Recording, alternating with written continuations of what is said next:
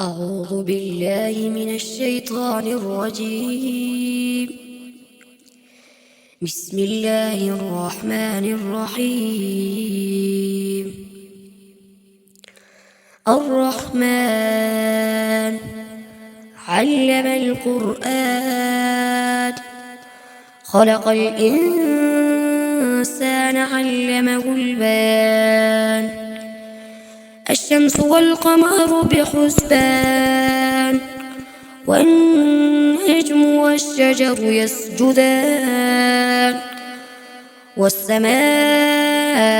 رفعها ووضع الميزان ألا تطغوا في الميزان وأقيموا الوزن بالقسط ولا تخسروا الميزان والأرض وضعها للأنام فيها فاكهة والنخل ذات الأكمام والحب ذو العصف والريحان فبأي آلاء ربكما تكذبان خلق الإنسان من صلصال كالفخار وخلق الجان من مارج من نار فبأي آلاء ربكما تكذبان رب المشرقين ورب المغربين فبأي آلاء ربكما تكذبان مرج البحرين يلتقيان بينهما برزخ لا يبغيان فبأي آلاء ربكما تكذبان يخرج منهما اللؤلؤ والمرجان فبأي آلاء ربكما تكذبان وله الجوار المنشآت في البحر كالأعلام فبأي آلاء ربكما تكذبان كل من عليها فان ويبقى وجه ربك ذو الجلال والإكرام فبأي آلاء ربكما تكذبان يسأله من في السماوات والأرض كل يوم هو في شأن فبأي آلاء ربكما تكذبان سنفرغ لكم أيها الثقلان فبأي آلاء ربكما تكذبان يا معشر الجن والإنس إن استطعتم أن تنفذوا من أقطار السماوات والأرض فانفذوا لا تنفذون إلا بسلطان فبأي آلاء ربكما تكذبان يرسل عليكما شواظ من نار ونحاس فلا تنتصران فبأي آلاء ربكما تكذبان فإذا انشقت السماء فكانت وردة كالدهان فبأي آلاء ربكما تكذبان فيومئذ لا يسأل عن ذنبه إنس ولا جان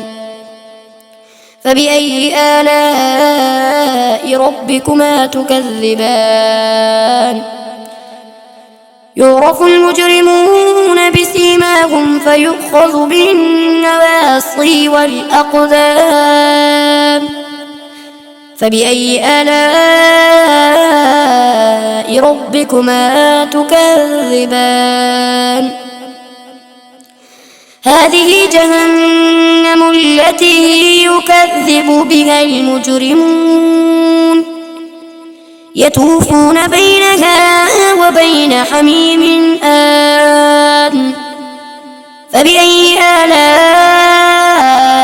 ربكما تكذبان ولمن خاف مقام ربه جنتان فبأي آلاء ربكما تكذبان ذواتا أفنان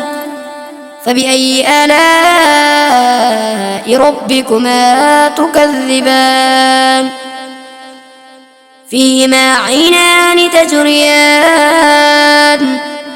فبأي آلاء ربكما تكذبان فيهما من كل فاكهة زوجان فبأي آلاء ربكما تكذبان